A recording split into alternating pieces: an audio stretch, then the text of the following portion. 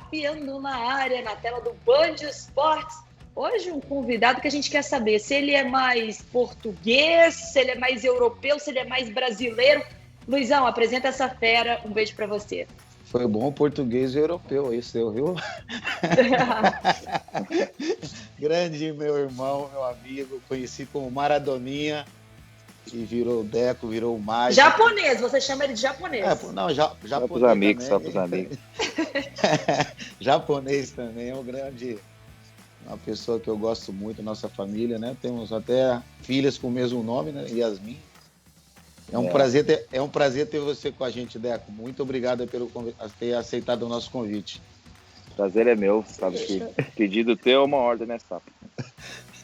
A gente fica muito feliz de poder te entrevistar, falar um pouco da sua vida, como é que tá, voltou pro Brasil mesmo, vai continuar em Portugal, como é que vai fazer? Então, eu fico nessa correria de viagem, né? Agora que essa pandemia mais tranquilo um pouco. Você sabe, também tenho a base sempre foi aqui e lá, porque também tem as crianças aqui, uns estão estudando lá, o João fazendo faculdade em Portugal, outros fazendo em São Paulo, outros em Datuba. Como é muito filho, a gente tem que ficar contando eles, saber onde eles estão. Quantos filhos são, Deco? São 6. Aí a gente fica nessa.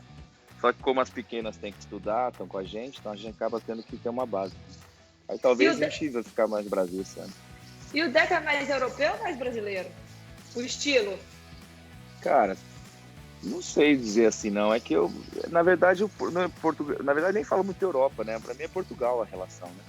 Apesar de, lógico, estar na Europa, não tem... Gosta mais do churrasco ou do bacalhau? Eu não gosto de bacalhau, gosto mais do cabrito assado. Então é brasileiro, Cabrito assado. Mais do vinho ou da cerveja? Aí ferrou. Aí complicou. Os dois, né? Os dois. Ô Deco, muita gente, né, lógico, sabe da sua importância no futebol, de tudo que você representou, tanto aqui como na Europa. Mas conta pra gente como é que foi essa migração, né? Do Deco já indo de cara fazer sucesso em Portugal, primeiro no Benfica, depois foi pro Porto. Conta um pouquinho essa história. Conta a história direito pra ela. Contar direito, porque senão essa foi tão bonita assim, não. Na verdade, eu jogava no Corinthians, na base, eu era... Jogava nacional, joguei no Guarani, formei no Guarani, depois jogava salão. Depois eu paro de jogar campo, volto a jogar no nacional, resolvi ser bem rápido. Depois vou pro Corinthians com 17, aí estreio no profissional. Aí meu passe pertencia ao Corinthians Alagoano, que era um acordo dos empresários, João Feijó, com o falecido seu Duarte na época. Eu vou jogar salão Neurosport. Depois o Corinthians acho que queria me comprar, não chegaram a acordo, e aí surgiu uma coisa para ir pro Benfica. E eu achava que ia pro Benfica. Aí até achava, né? Aí viajei, aí chego no aeroporto, o Paulo Nunes no mesmo avião, o Ronaldo zagueiro jogou comigo no Guarani, joga no Benfica. Ronaldo Guiara me encontra no avião, falei, você vai pra onde? Falei, os caras falam que eu venho pro Benfica, eu tinha 18 anos. Aí ele começou a rir, falou, você não vai pro Benfica não, você vai pro tal de Alverca. Eu falei, nossa senhora, onde é isso? Ele falou, é do lado de Benfica, é do lado de Lisboa, mas não é Lisboa não. Aí eu cheguei, imprensa pra caramba, era pra receber o Paulo Nunes. Aí o diretor, o Toni, só me apresentou, chamava Senhor Rio Maior, cheio de pelo na orelha, falou assim, ó, esse senhor aqui que vai te levar. Eu falei assim, levar pra onde? Eu vou pra Alverca. E a conta do Caju. E o Caju, amigo meu, tava comigo. Falei, Caju, ferrou, a gente não vai Benfica não, enganaram a gente, vai pra Alverca. Aí o Caju começa a chorar quando chega no apartamento. Eu falei, chora não, filho, vamos treinar e jogar, que é isso que eu passo. Tem a história do Fusca também, né? Do restaurante. Aí os caras tinham prometido, os caras prometeram. Aí chegava lá, não tinha dinheiro, não tinha nem como ligar. Aí eu falei, Caju, para de chorar e vamos comer, vamos arrumar um lugar pra comer. Ele falou, mas não tem dinheiro. Eu falei, a gente dá um jeito. E deu um jeito? Deu, aí um cara que ficou amigo meu até hoje, chama Sr. Antônio, ele tinha uma chamava Arthur dos Frangos. Aí a gente foi andando, a cidade era pequenininha. Aí eu parei assim no lugar, aí ele opa, os miúdos que vêm pro Alverca. Todo mundo sabia, menos a gente, que a gente Aí eu falei assim, a gente não tem dinheiro pra comer não, você pode comer aqui? Ele falou, pode. Então assim, no início foi esse perrengue aí, mas depois sim, Aí eu joguei esse ano no Alverca, o Benfica não comprou, e eu fui pro Salgueiros 3 meses, mas aí o Porto já tava por trás. Aí depois teve a história do Porto, assim, aí Porto, Barcelona, aí veio depois. E uma pausa nessa conversa muito boa com o Deco, né? Para a gente falar um pouquinho da Stadium.bet, uma empresa de apostas de uma forma segura e bem confiável. Você faz os seus saques e depósitos com muita tranquilidade. E nesse vídeo agora a gente vai te ensinar como apostar. Fique ligado.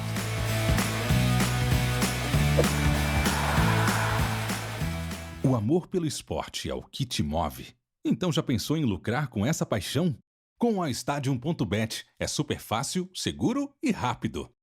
Crie sua conta e descubra.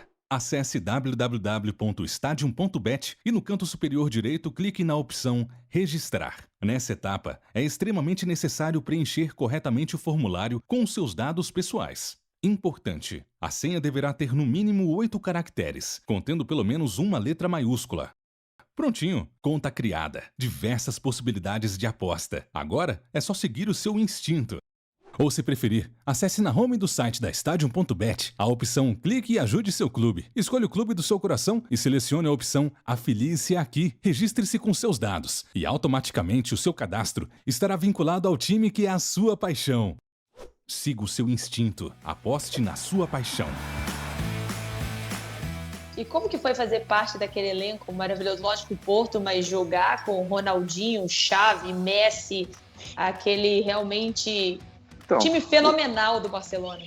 O Barcelona, na época, estava passando uma situação parecida com agora, mas completamente diferente, porque o Barcelona sempre teve grandes jogadores, né? O Rivaldo talvez foi um dos maiores jogadores do Barcelona, na minha opinião.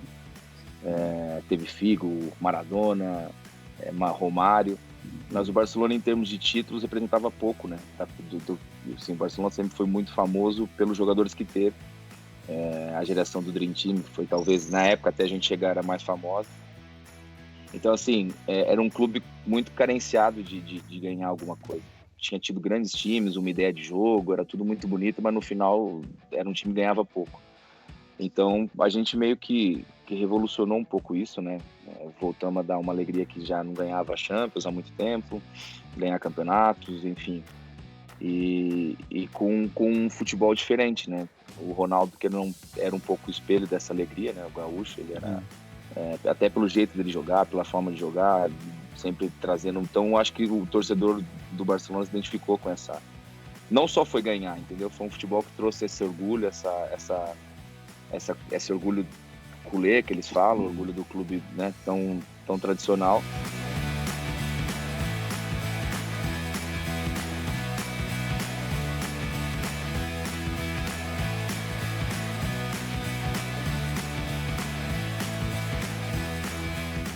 O que você acha que está acontecendo hoje, Deco, com o Barcelona, que a gente vê... Má gestão, não precisa nem falar muito não, má gestão, contratação ruim, esquema e um monte de coisa que está acontecendo. Não tem muito segredo. Mas, Deco, o que você fez no Porto em 2004, 2003 também, né? Uhum. Você ganhou a Copa da UEFA, ganhou a Champions, ganhou o campeonato do mundo. Sim, é diferente. O Porto, lógico, não é que é mais difícil ou menos difícil. Isso é muito complexo de falar, até porque você viu o Porto hoje ganhou da Juventus 2-1. Né? Pode ter toda a chance de passar para a quarta de final. O Porto tem uma vantagem, que é um clube com uma identidade muito forte. É um clube que, assim, os jogadores não tem como não correr, não tem como não lutar. É um clube de uma cidade, né? De uma cidade que é acostumada ao trabalho, a região norte do Porto, de gente trabalhadora. Então é um clube que os jogadores, quando o grupo é bom, não adianta. Vai atropelando e vão conseguindo. E naquela época foi isso, acho que juntou jogadores experientes que tinham ficado, o Jorge Costa, Vitor Bahia, eu já vinha de uma geração antes, eu cheguei no Porto em 98, depois juntou com chegada de jogadores jovens, Carlos Alberto, o Mourinho, então, no seu auge, né, querendo ensinar tudo, sabendo... Então, assim, foi uma junção de muitas coisas e a gente fez um time fantástico.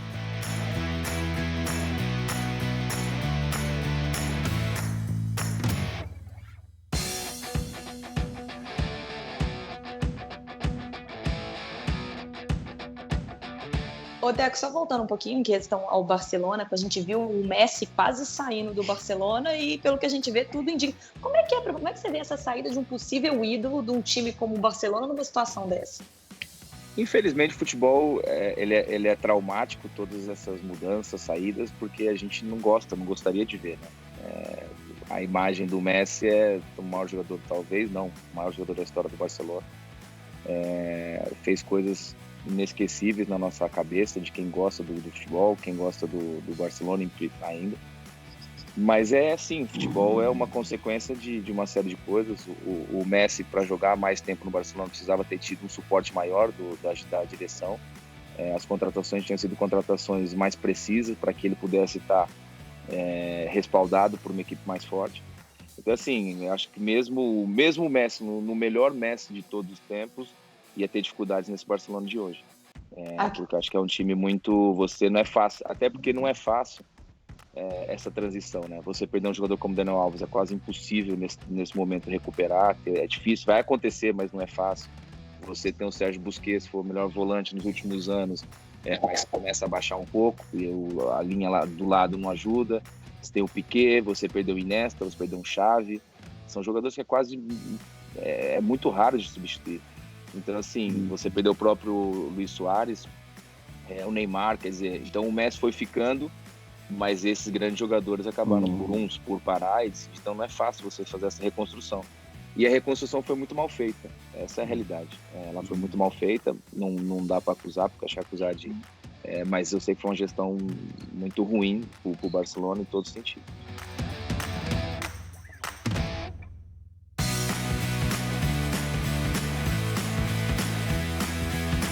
Aquela despedida sua no Porto, que eu até participei, um dos momentos mais felizes da sua vida, assim, mais emocionante. Cara, assim, eu na verdade, o Porto para mim representa muito, né? Para mim é o clube do meu coração. O Barcelona era o sonho de jogar e também é o clube que eu adoro. Também é que eu tive sorte, eu sempre falo isso, minha carreira eu tive sorte de me identificar muito com os clubes. Eu passei bastante tempo nos clubes. Eu joguei muito tempo no Porto, muito tempo no Barcelona, 2 anos no Chelsea ali foi menos tempo, mas depois no Fluminense, onde eu fui feliz pra caramba, entendeu? Quase 4 anos. Então a minha relação acabou sendo uma relação sempre muito boa. Relação que me identifiquei, consegui ganhar coisas, mas no final não é só ganhar coisas, é sentir bem de onde você jogou, né? Então, assim, para mim a despedida no Porto tinha todo sentido, juntar os dois clubes que eu joguei. Talvez poderia ter feito uma despedida no Fluminense, ficou faltando realmente. Mas acho que os 3 clubes que representam mais a minha carreira é isso. Acho que é Porto, Barcelona e Fluminense.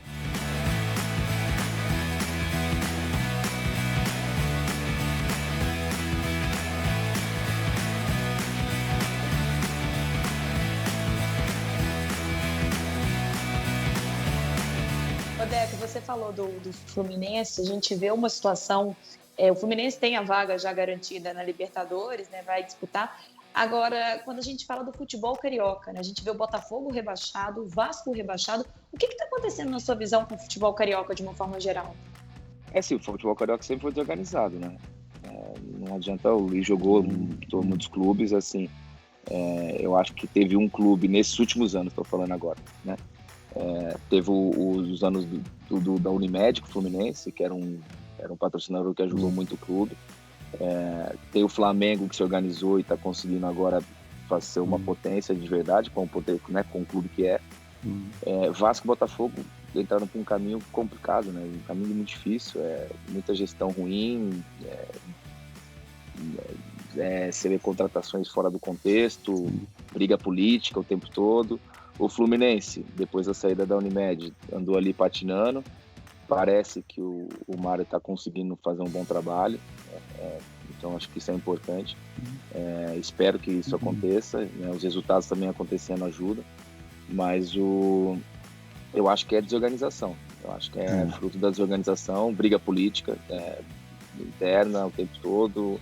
E a história engraçada, aquela do Carlos Alberto lá, que o Mourinho afastou ele. Mas essa aí, ele tem bucha, você é louco, esse moleque é maluco. que aconteceu, né? Não, é que ele, cara, assim, ele sempre foi muito moleque, né? Até hoje. Se você vê onde tá tendo problema, você olha assim, ele tá lá no meio. Aí, ele chegou lá e impressionou muito, porque ele tinha uma capacidade física diferente dos outros, né? E era um jogador que a gente não tinha. Então, por exemplo, a gente nos jogos da Champions, precisava de um cara que segurasse a bola na frente, né? Que tinha personalidade para poder o time respirar um pouco. E ele chegou e causou essa impressão. E o Mourinho logo no início, pô, esse moleque é diferente. E todo mundo, pô, Zé, esse moleque não podemos... Só que ele era maluco, né? Então ele continuava andando sempre comigo, para um lado e pro outro. Aí teve um dia que ele atrasou, na verdade, o treino começou 10 horas e nada, o Carlos Alberto apareceu. Aí ele ligou pro pessoal lá do clube, falando, ó, eu vou atrasar que eu vim buscar meu irmão no aeroporto. Aí chegou 11 horas da manhã no treino, em vez de ele ficar quieto, tomar um banho, ficar ali esperando, ele pegou, se arrumou e veio para treinar. Aí o Mourinho mandou ele embora, falou, some daqui. Ainda ele queria discutir com o Mourinho, falou que ele era insensível, isso é um insensível. Aí o Mourinho afastou ele, eu falei, esse moleque. Aí passou uma semana, 2, e eu falei, pô, a gente vai ter um jogo importante, cara, não é possível que a gente... Aí eu fui e falei, mister, pô, traz o Carlinhos, porque não vai dar não pra gente, com os caras que a gente tem na frente, nós precisamos dele, cara. Aí ele falou, tá bom, manda ele pedir desculpa pra mim e que eu, pro grupo, que eu reintegro ele. Aí eu falei, fui lá no outro dia, falei com ele, falei, Carlinhos, ó, você pede desculpa pro homem, você fica quietinho, fala que você tá triste, você não tá nem aí, que você tá quase chorando todo dia. Aí o Mourinho me chama no outro dia e falou assim, Deco, seu amigo tá triste? Eu falei, por que tá triste? Vai ver o que eu tava fazendo lá no vestiário lá do time B. Só que o vestiário do time B, você entrava no centramento, era do lado direito, o nosso lá pro lado esquerdo, era um corredor grande.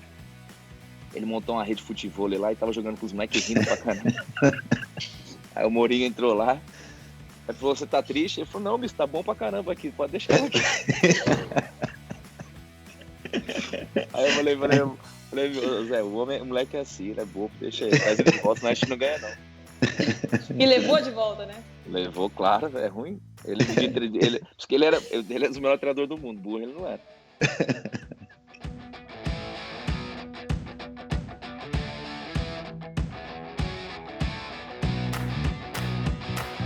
Quem que é seu maior parceiro, assim, no futebol que você jogou, que você falou, encaixou o futebol, que você queria, hoje que você guarda com carinho uma dupla? Cara, sim, por exemplo, o Luizão é um dos parceiros, mas que a gente nunca jogou junto, né, na verdade. Eu tenho muita coisa, assim, legal. Assim, tem alguns, por exemplo, do passado, o Caju foi um cara que jogou comigo no início, lá no Alverca, ele ficou grande amigo. O próprio Messi no Barcelona, a gente ficou amigo. Sei lá, no Porto eu tenho o Bozingua, que jogou comigo, e é um cara que é meu irmão, desde que a gente tá lá, o Sapo conhece, né, quando tá em Portugal, tá sempre com a gente. Depois, assim, tem relação boa com a maioria. Mas, assim, o Carlos Alberto também é um que virou... Tipo, ele era mais novo do que eu, então a gente já tava no Porto. Então ficou um cara que a relação se estendeu depois do futebol, entendeu? E tem vários, tem bastante, assim, que... Só que depois o tempo acaba você afastando um pouquinho por causa de distância, né? Às vezes você não encontra tanto, mas tem bastante. E o melhor treinador? Cara, o melhor treinador pra mim... Eu não vou falar o melhor, vou falar 2, porque eu acho que um diferente do outro. É o Filipão e o Mourinho. O Filipão pela forma humana que sabe lidar com os jogadores, pelo senso de humanidade, de gerir um grupo, da forma como ele sabe fazer. Paizão, né?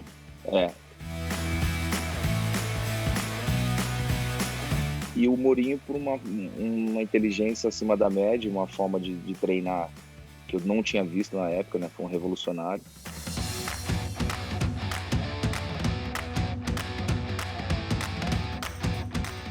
Deco, e foi difícil a decisão de Portugal, seleção brasileira? Então, difícil foi porque sempre, né, eu nunca escondi. E fazer gol no Brasil ainda.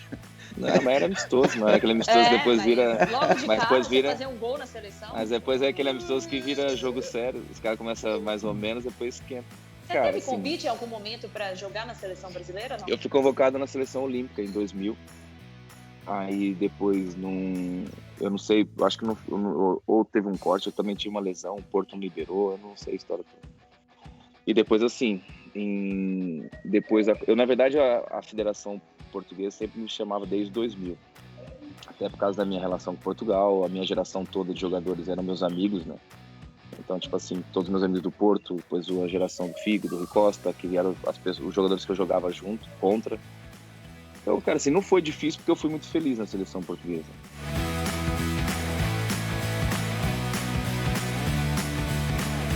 E quando a gente fala, né, desse momento de futebol, a gente sabe que a grande vitrine, a gente tem Neymar, mas a gente tem Messi e Cristiano Ronaldo. Você jogou com o Messi muito tempo. E a gente sabe a representatividade que tem o Cristiano Ronaldo em Portugal. Ele realmente, por lá, é o grande ídolo. As crianças, desde pequena, são apaixonadas por ele. Ele é esse grande jogador?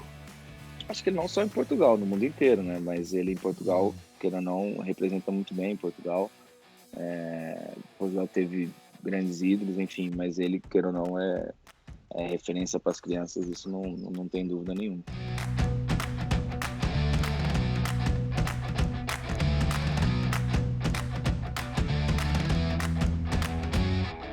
Poucas pessoas sabem do que você fez aqui no Brasil, né, no teu instituto, e nunca foi ajudado pelo governo, né?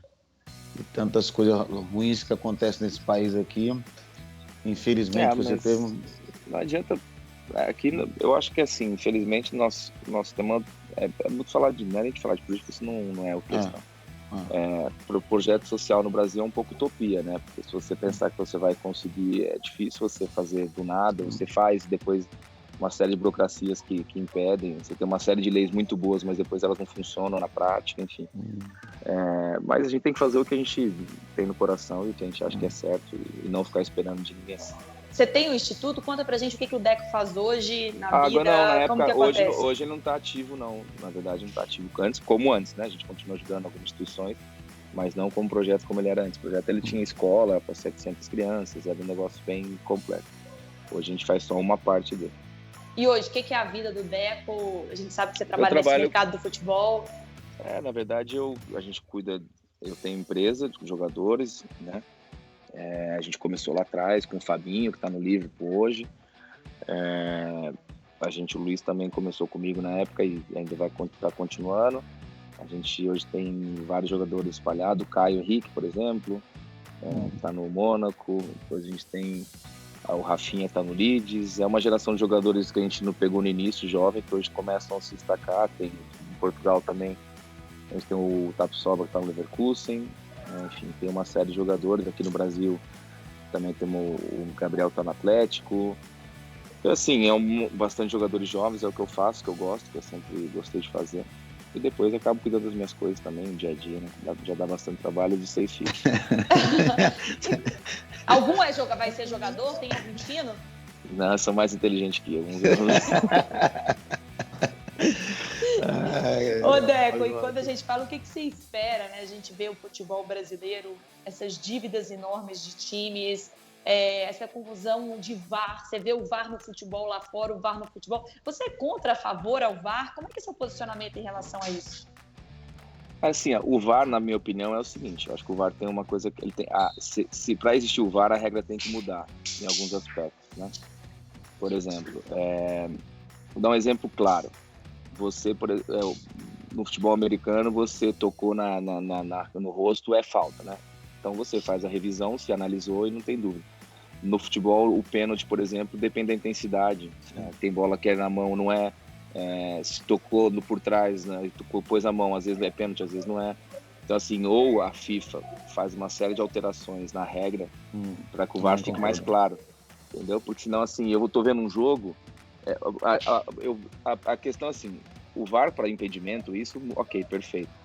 Mas para pênalti, por exemplo, situações de pênalti, situações de expulsão, isso precisa melhorar um pouco a regra, porque senão eu tô vendo... É mais a regra do que o VAR em si, né? Mais a regra do que o VAR, mais a regra do que o VAR. Porque no final, eu tô vendo, a gente continua com as mesmas discussões. Eu tô vendo um jogo, eu falo que é pênalti, você fala que não é. E o VAR quebrou no jogo. O VAR quebrou. Aí ele quebra às vezes. Muito obrigada por nos atender. Sucesso aí nessa caminhada. Muito cuidado com os filhos aí ao longo do mundo, né? A gente deseja sucesso para todos eles, né? Bem. Um grande beijo. Vou deixar o Luizão Valeu, se despedir. beijão para vocês. Japonês, obrigado. Fala, Sapinho. Graças a Deus você foi embora de Maresia, que eu tô mais Ainda tranquilinho. bem. Eu também. Pé desinchou. Fiquei 3 dias sem conseguir falar com o Luizão e a culpa era sempre, o Deco tá aqui, o Deco tá aqui. Eu falei, mas o Deco manda em você? O Deco manda em você? Não, porque a gente é parceiro e irmão, pô. Fazia tempo que a gente não se via. Ó, quando se vê, é 15 dias. Aí tem que ficar 15 dias longe depois. Mas semana que vem a gente tá junto de novo. De novo? Então tá bom. Vai preparando. Valeu. Um beijo, gente. Sapiano Valeu. fica por aqui. Semana que vem a gente tá de volta. Valeu. Tchau, tchau. Valeu, tchau, Deco. Obrigado.